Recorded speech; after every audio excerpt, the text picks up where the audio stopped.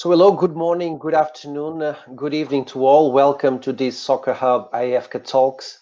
My name is Ricardo Almeida. I'm the CEO and founder of Soccer Hub. Soccer Hub is an online platform with different kinds of content for a football or soccer coach, as you prefer. You will find there courses for coaches, for analysts, for scouts, for youth coaches. Well, just visit us and find more information about us. Also, this Soccer Hub Talks is organized in partnership with IFK. IFK is the Alliance of the European Football Coaches Associations. For now, they have about 50 member associations spread a bit all over Europe. And this alliance has main purpose to protect the rights of the European football coaches as well as their different associations. As you know, this is a live event, so you will be able to interact with our speaker. You just have to introduce on the chat box the question, and I will select some questions to ask to our today's speaker. I would like also, before we start, that you introduce a like if everything is okay with the sound and the video of this live. And I would also ask you to introduce the kind of job that you have and the country where are you based in, so we can have more information, so we can introduce this information also in our conversation. So today we are here with Marco Kanerva, former international player. Kanerva is a national team coach from Finland since 2004, starting first as the head coach of the under-21 national team, going up then to the A team, where he is actually the head coach since 2016. We will discuss during this interview the challenges that coaches are facing. We will talk a bit about also the football in Scandinavia and in Finland in particular, as well as the beliefs of Marcus about football coaching and football coaches education. So I'm going to bring Marco in to this conversation.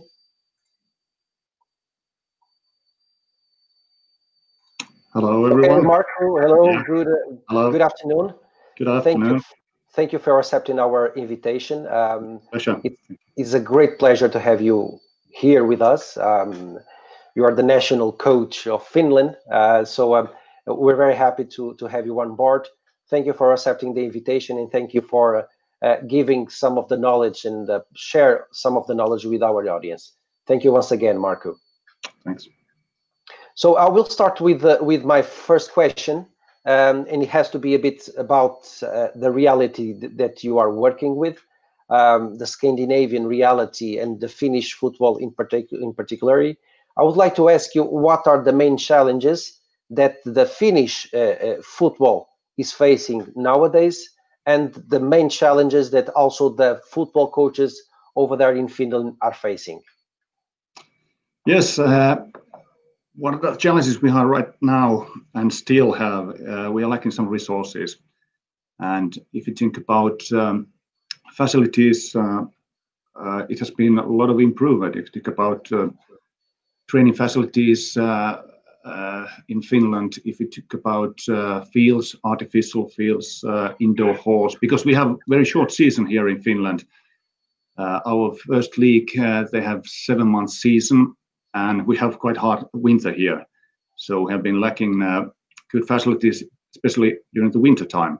But there's been a lot of improvement in that part as well in 10 years, for instance. And 2010, for instance, we had those winter facilities with artificial pitches and indoor halls, 144.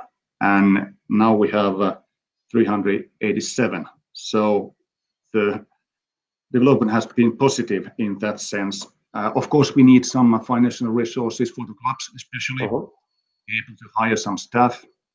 And for me, as a national team coach, one challenge is still that I don't have so many players playing in European top 5 leagues, for instance, comparing with our opponents, for instance. And if you think about the Finnish club teams in the highest league, very few times when our club teams have reached group stage in Europe League or in Champions League. Only once in Champions League, 1998, when I was involved with that team. And that could prepare our players better to those tough international qualification games. And we have now 4 or 5 players playing in European top 5 leagues. So it's very challenging for the players to get that experience before these tough games. Of course, as I said, we need more football players. In Finland, there are many different sports, and winter sport is very popular as well. And I think it's a good thing because children can choose between different sports. We have now 144,000 registered football players. It's an increase since 10 years, quite a lot, but still, we would like to have more football players and push them to choose football as their hobby and the sport. But as I said, a lot of good things has happened, and if you think about the coaches, for instance, it has increased. If you think about the amount of UEFA BA Pro coaches in 10 years, so 6 times or 5 times more than 10 years ago, which is a good trend in my opinion. And one challenge we have that if you think about the junior teams and children's team, we don't have qualified, educated coaches, and we have to emphasize on that we could educate those coaches as well. Maybe by good coaching, they could persuade more players and more players to the football teams as well. And that's one. And it's about resources as well. There are a lot of volunteers, and if the clubs could get some more resources, could be able to hire some people to the clubs, and it has been improvement. And for instance, many clubs have full-time or part-time coaches nowadays, more and more, and that's a good trend in my opinion. But what makes me very glad, the amount of educated coaches increase all the time. You know, I've been in Canada recently, and one of the problems that Canada, well, they face several problems, of course, but one of those is that the career of a soccer coach or football coach, it's not interesting enough, you know. First, they have, as you, that stop during the winter, and during the winter, of course, you still keep practicing in indoor facilities, of course, but they have that challenge in becoming this job, this task, interesting enough, of course, at a financial level, and also ambitious enough for them to keep investing in that career. Do you feel that it's the same is happening in Finland? Is the soccer coaching career interesting enough for the people to invest in it? Yeah, as you said, it depends. I know that there are many coaches who would like to be professional coaches at different levels, but because the financial situation on football right now in Finland, or soccer in Finland, is not good enough. So, and they have to choose: should they stay at the daily work or focus on football coaching? Yeah. And financially, that's quite a hard decision to make. But if we get more support from the government or from wherever, so it could help to make that right choice to become a professional football coach. Okay, let's change a bit the conversation now for the national team coach level.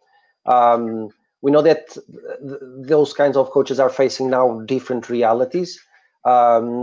We hear more and more news about different situations where the club don't want to release the players because the national teams are taking the players out of the context of the team, and they don't look too well to these kind of situations. So I would ask you, Marco, what are the main challenges of that the national team coaches are facing nowadays?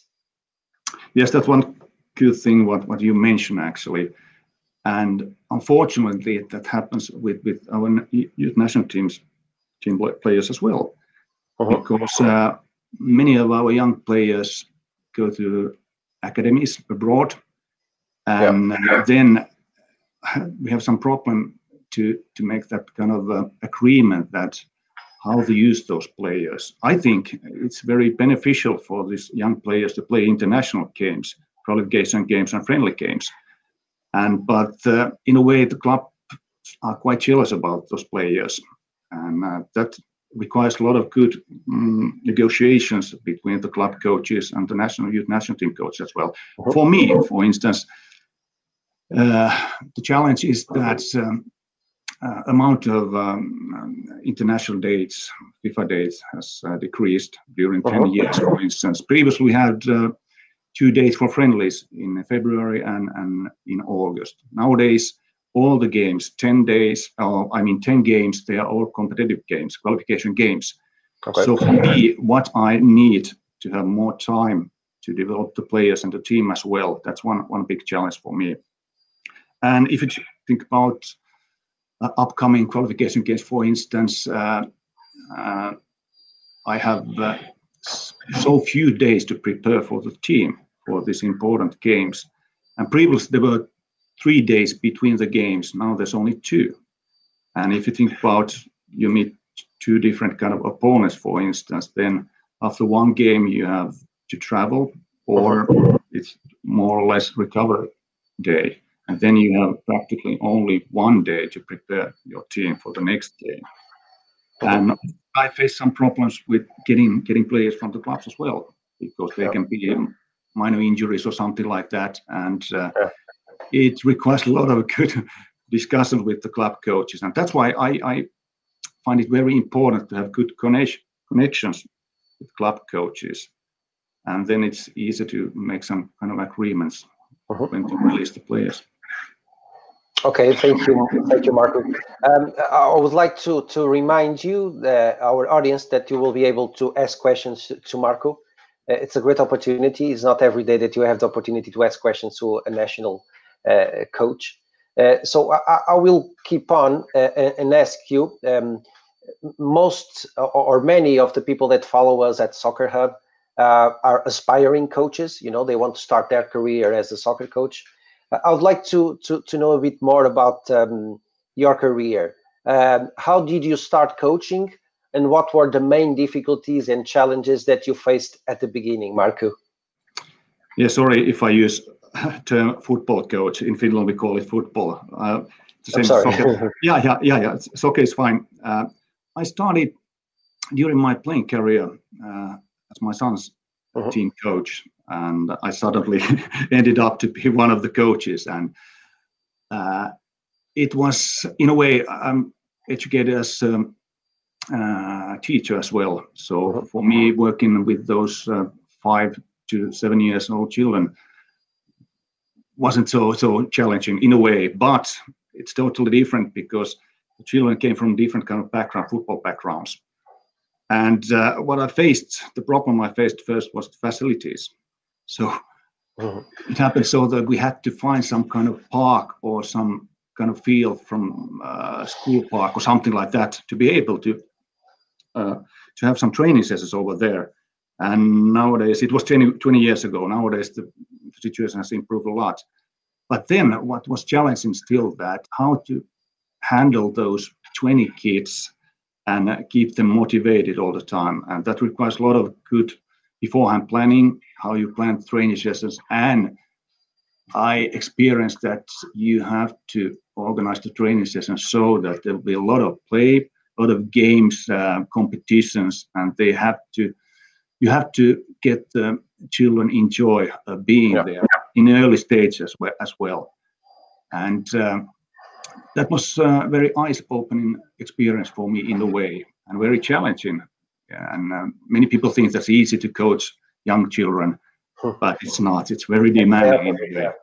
Yeah. But the facilities, there were problems, but it has improved, as I said. And then after that, I have the privilege to be an assistant coach in my former club, HJK Helsinki.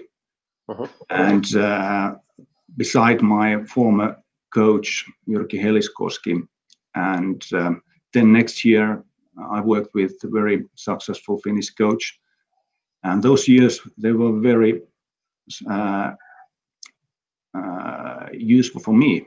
As if you think about my evolution as a coach, I learned a lot from them how to build up a team, how to coach individual players and the team, and of course we play international games as well, and they were a little bit challenging as well.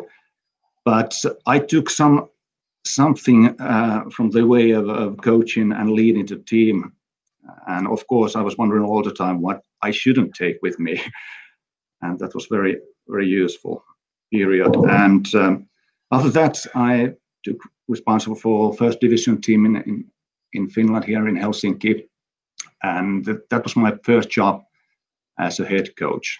But the challenges was the players were amateurs in a way. A couple of them were semi-pros or something like that, and there were a lot of challenges to schedule to training sessions, and of course the motivation of some players were a little bit doubtful and so. But that was very learning. And after that, I got a job here in FA as under 21 team coach. Okay, Martin, thank you. Well, about our audience, we have people watching a bit from all over the world, from Rwanda, Cameroon, Malaysia, Egypt, Portugal, Spain, Nepal. So don't lose this opportunity to ask questions to Marco. Going back to you, Marco, one of the things that it's being always discussed between coaches is the importance of having been a soccer player or football player in what concerns to your ability to coach. What do you think about this? Do you believe that is important to be a high-level player to become a high-level coach, Marco? There are different paths to become a top coach. As we know, Jose Mourinho, for instance, Mauricio Sarri, former Chelsea coach, he didn't play at the professional level, but still very qualified, good coaches. And on the other hand, there are quite many ex-top players like Zinedine Zidane, Carlo Ancelotti, Diego Simeone, Didier Deschamps, and Roberto Mancini, for instance. And I think what could be beneficial for those coaches who are playing at the top level, first of all, they have experience what is that top football, and they have experience that they can give some. Of course, as former players, they can give some technical or tactical advices, especially from their role they have used to play.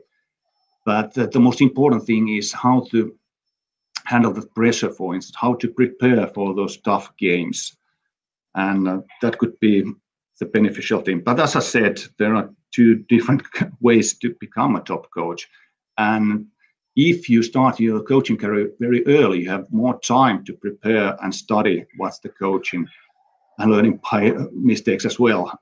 And of course, we know some examples of those former top players who immediately after finishing their football career, soccer career as a player, move to the coach role, and that hasn't always been so successful.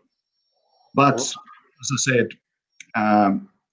as a former top football players, you can transport that information, what is important to be at your top in those tough international and competitive games, because you have experience, you know the pressure and how you should prepare for those games. And I think that's one of the things. Okay, perfect. We'll go now to some questions of the audience. We have here a question from Pavel that I will highlight now. Here it is. When I think about football in Finland, I think Litmanen, born in 1971, Ipia in 1973, Jeskalainen in 1975, and Eberlinen in 1986. What are there any factors outside the climate that affect the level effect of training in Finland? Yes, good question, Pavel. I mentioned about the level of the coaches. We need more qualified, experienced coaches working with youngsters, because they are developing those top players like Litmanen and Hyppia and Jääskeläinen and Hämäläinen and so on. And we need more resources for the clubs. It all comes from the how we educate the coaches. And we as an association, we have to tell the coaches what kind of players we want to see in our youth national teams and in a national team in the future as well. And that way try to influence to that part on how they coach. Of course, there are different kind of philosophies in different kind of clubs, and that's okay. But we could have some kind of common path how to develop the players so we can produce those kind of stars, as Paolo mentioned. Okay, we have here now another question from Sebastian.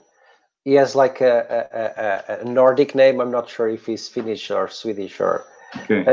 And he's asking if you could change 3 things in Finnish football, what would it be? Another good question from Sebastian. I think he's Swedish. As I mentioned, 3 different length of the season, but we can't affect that one. We have that winter, and still we have to improve amount. If you think about the training facilities and the level of coaches, those are the 2 things which comes into my mind. And of course, the level of our coaches, that's probably third one. So we have to focus on coach education a lot, and we have to inspire the coaches as well, or those volunteers who will become football coaches. That's good job to do and very important one. Mm-hmm. Okay, we have here many questions. The guys are making my job easier, so I don't have to ask mine. We have here a question from Christopher, and he's asking, what is the most important attribute in a player needs to have?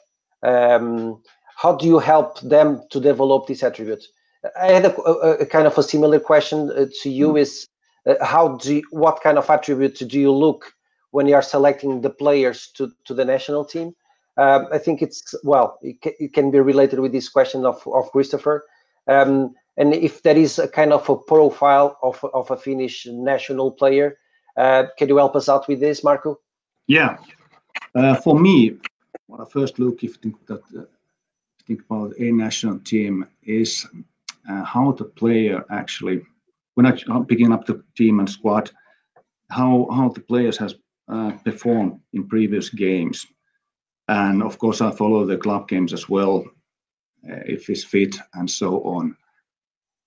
And but anyway, if you think about the profile, I have a certain idea how I want my team to play, certain philosophy and certain criteria for each and every player in different positions.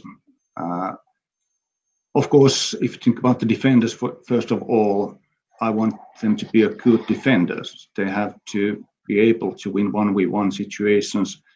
They have to be skillful enough with the ball, etc. And strikers, for instance, they have to have pace. They have to have goal scoring ability. But for me, the most important quality of a player is character. And I want to have those players that they are willing to represent Finland. They are committed to my way of playing, and especially they have to be ready to work for the team and do everything for the team. I need team players because I think that's one of the factors which makes us successful, that we can work very well as a team. And of course, I need good players. Sometimes I have to make some compromises because I don't find qualified players to certain positions. So maybe I have to change formation or compromise somehow in my game strategy that I don't have a perfect player for certain positions. And that's because I don't have so many qualified players playing in top 5 leagues or so and choose from. But as I mentioned, the mental part, that character is very important for me when I'm picking up the players for the national team. Okay, perfect. We have here one more question from Walid. I believe that Walid is looking for a job. So he is asking Coach Marco, what do you look for when you want an assistant coach? and how do you choose your staff? What kind of attributes do you value the most in the technical team that works with you, Marco? Yes, as a head coach, and nowadays, and if you think about the future coaches as well, how I think it's very important that you choose the right staff to help you with specialists from different areas, physical side, even that if you know game analyst and so on, also probably mental coach and physios and doctors and so on. Important when I'm picking up those guys as well to my staff is how the characters are, the personalities. They have to suit to the team as well and help me together build up a good team spirit for the team. Of course, they have to handle their job as well. And if you think about my assistant coaches, I don't want them to be like me. I want to have some kind of coach who have different kind of opinions, different kind of maybe coaching or playing philosophy. And then we can create some kind of discussions and they can challenge me as well. And of course, if you think about my current stuff, I know these guys, I play with one of them in HJK Helsinki. So I know, and with the under 21 team, he was one of my assistant coach as well. But to get that kind of something special for me as a head coach, some kind of new ideas, and as I said, to be able to have some good and even critical conversation with those coaches, and when we're analyzing the games and choosing the players as well.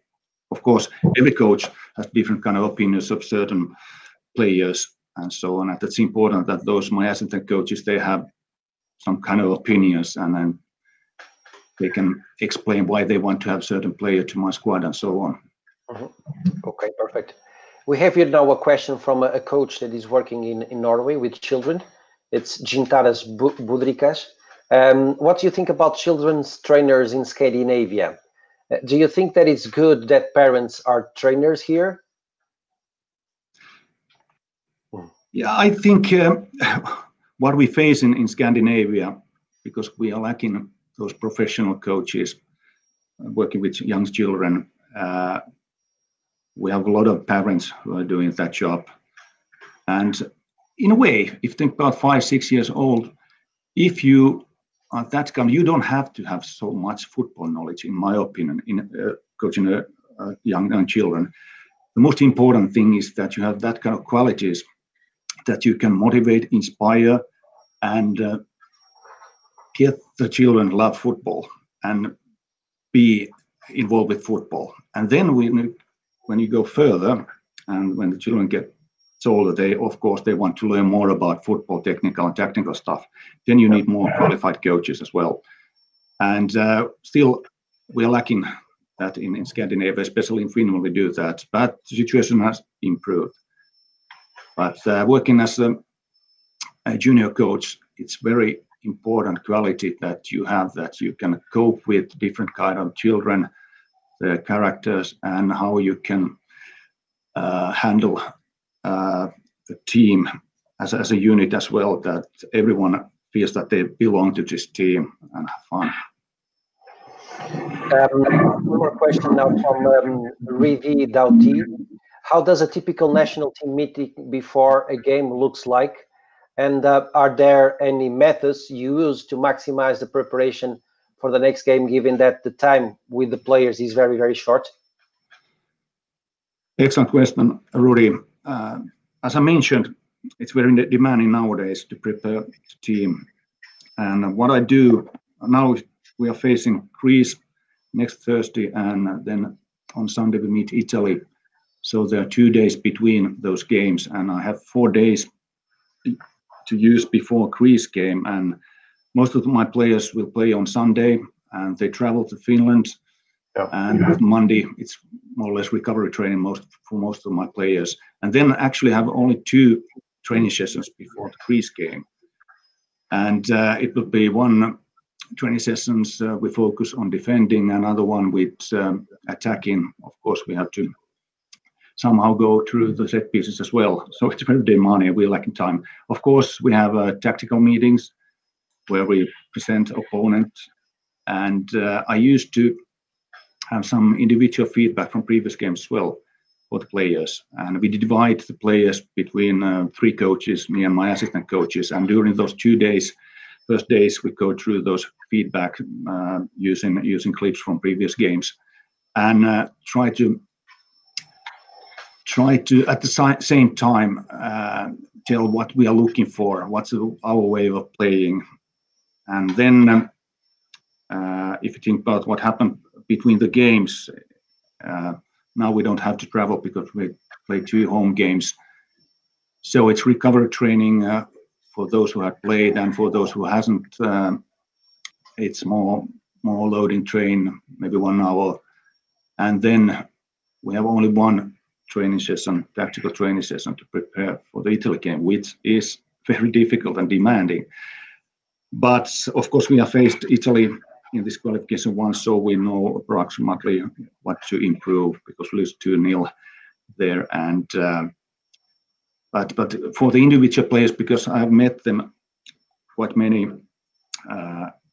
personally, I visited in clubs, or I have called them, and then we have talked about upcoming games, for instance. So I have mentally tried to prepare them also for these tough games. Okay, perfect. Another question here from Pavel. Do you have in Finland something like a national model of the game? Do you have a kind of a document or a perspective on how should the national teams play? Because we're not only talking about the main national team, but also the different under 21, under 18 national teams. Do you have a national model of the game, Marco? Yes, yes, we do. Especially with the youth national teams, they try to follow the same principles. Of course, there can be a little variation tactically. Of course, also always depending on the players available in different age groups. But our youth national team coaches discuss about that and plan that kind of model. But if you think about under 21 and a national team, because the purpose of youth national teams under 21s is to produce players for the A national team. That's the main thing. And then my job is to get results. And depending on opponents and players available, then I make my own strategies for the games as well. But of course, I've been involved in those discussions also. That, for instance, we are lacking fullbacks. So I wish that the club coaches and youth national teams coaches, for example, can coach and produce those fullbacks, and we have some kind of a profile for those as well. Okay, now one completely different question. This one is from Sérgio Araújo from Portugal. Well, it's not looking okay. Well, the question is, what kind of what do you expect of your coaches associations there in Finland, and what do you expect from IFK? You know, IFK is the Alliance of European Football Coaches. What would you like them to do to improve the job as a coach and the quality of the European coaches? Do you have a general broad idea about this subject? Yeah. We have Finnish Football Coaches Association as well, part of the IFK as well, and they do a great job by arranging seminars and share information. That's IFK's role, in my opinion, also, and soccer youths as well, because every one of us coaches want to learn and follow the trends happening in football and so on, and share information and ideas and experiences. And I think that's role of IFK as well in the future. And you have different kind of ways to do that, seminars, and this website is great as well. And I think I expect that in the future from IFK as well. So, and then for me as a head coach, I would like to follow different football forums, soccer forums, but I'm lacking a little bit time. Yeah, I have to try to find out time for be more aware of what's happening in soccer generally. But most of my time goes to follow my players' performances with the club teams and traveling with their clubs and traveling to their clubs and meeting their coaches and discuss about that, which I have experienced very useful. I've been in Norway, I've been Denmark, I've been in Poland, I've been Belgium, I've been Germany, and so on. And as another thing, because you mentioned about my role and what's the challenges, and I think one way to help my player to be better is to have discussion with the club coach about the player's qualities, his strengths and his weaknesses. And if you can find some kind of strategy and same kind of principles how to develop that certain player, it can be useful for both parts. And that's why I think I have to do that more and more, visiting the clubs. Yeah, going back a bit, of course, this kind of education, we believe that it's important to have some face time to be close to people and share knowledge. But the truth is that now the internet give us some tools to deliver this kind of content in the easy way, because I'm here seated in Portugal and you are there seated in Finland, in Helsinki, I imagine. So the internet makes all of this possible, makes possible for us to be speaking with guys from Asia, from Africa, from America. Well, and the purpose of this partnership with IFK, it's also to bring this content, to find people like you that are willing to share this information and make these forums and try to bring this knowledge a bit all over the world. And the internet can help us with that. And also helps the problem that usually the coaches have is don't have enough time, or their schedule are not like a routine, like a 8 to 5 work. It's different with coaches. So these kind of platforms can help delivering this content. And once again, I would like to thank IFK and thank Marco for being here with us, sharing some of this information.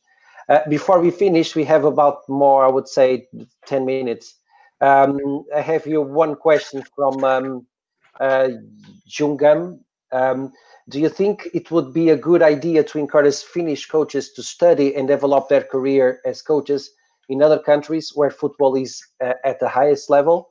I think it would be a good idea to enrich football in Finland. What do you think about this? You think that this might be important, Marco? That's relevant and very important, and it has happened more and more now with Finnish coaches. They are eager to learn more and to go outside Finland and get that knowledge. And we had a good connection with some European clubs where we can send some coaches to visit in the clubs.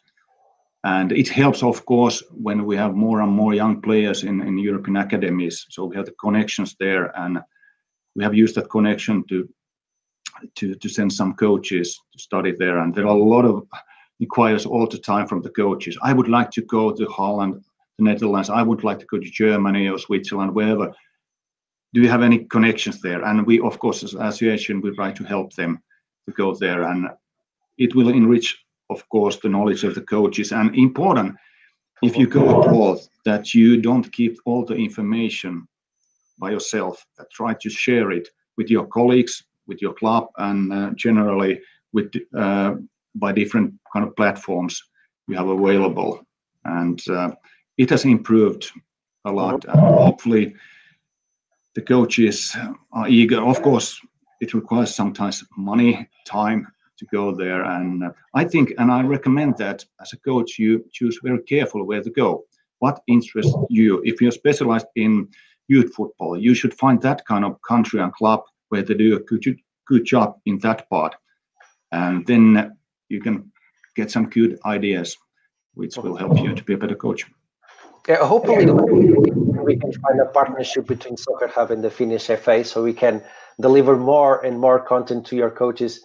Maybe in the future we can go back to this subject. Now, my last question, Marco, is about your vision about the coach of the future. What do you think that would be the profile of the coach of the future, and what kind of path must he take to achieve excellence? Is there? Do you believe that the coach of the future will be different from the coach that we have now, because the challenges will be different, and we are facing these new challenges. Do you believe? What is your vision about this coach of the future, Marco?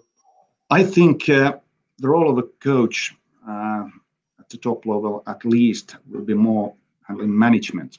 How to manage your team, how to manage your staff, how to build up a team and your staff. And of course, we know in big clubs there are a lot of coaches, and the head coach is more like a manager, and he has to be more aware and what kind of players he wants to have in the squad. And the key word, in my opinion, is conversation. You have to be able to have a good connections with the players and with the club coaches, to able to solve some problems, to discuss about the player and the development. And if you think about managing staff, as I mentioned earlier, it's very important that you have a good staff behind you, that you have that kind of specialist who can help the team as well and come along together as well, and helping you to build up the team spirit. But the most important thing in the future as well, right now, also, that the coach has to he has to follow the trends. He has to will to learn all the time, because football is changing. And what it requires from the coach in the future, many top coaches are more involved with the media, for instance. You have to handle media as well in the right way to get the right message through what you want. And of course, future coach has to cope with different kind of characters. There will be more probably big stars, egoistic players as well, and you have to handle those as well. And a good example of that, one coach I admire is Carlo Ancelotti, there's a book of him called Quiet Leadership. I recommend that everyone you read that one, and he tells in that book how to handle those big egos and how to create that kind of family environment in the club, that the players really enjoy to be there and come along together. And that's very interesting one. And yeah, that's probably wasn't. Okay, Marco, thank you very much for your time. Thank you for sharing. We had here many more questions to ask you, both from my part and also from the audience. I would like to say to our audience that I don't have enough time to ask all of the questions. Thank you again for joining us in this conversation. Marco, thank you once again for being with us. It was a lovely conversation. Thank you for sharing some of your knowledge with us. And I hope that I can follow you and see you soon to discuss a bit more about all of these issues. Thank you once again, Marco. Thank you, and I wish all you soccer coaches good future in your great job. Thank you. Okay, Marco. Thank you very much. Thank you. So that's it. Thank you once again for being with us in this Soccer Hub IFK talks. It was a pleasure. It was a pleasure being with Marco also. Before we finish, I just want to ask you to write some comments on the chat box about this discussion, about future discussions that we might have here with us. So once again, thank you for being with us, and see you soon in one of our Soccer Hub talks IFK. Okay, thank you, and see you soon.